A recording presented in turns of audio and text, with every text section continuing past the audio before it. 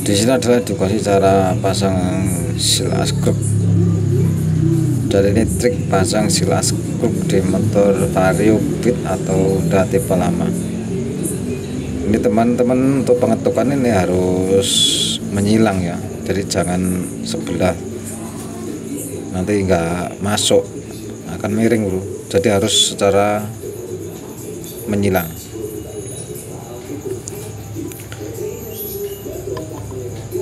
Ini untuk pelepasan bagian magnet di motor Matic khususnya atau motor Honda ini.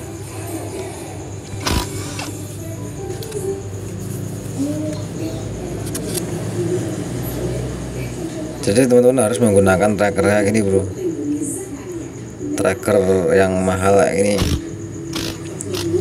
Masalahnya kadang itu susah untuk dilepas, macet.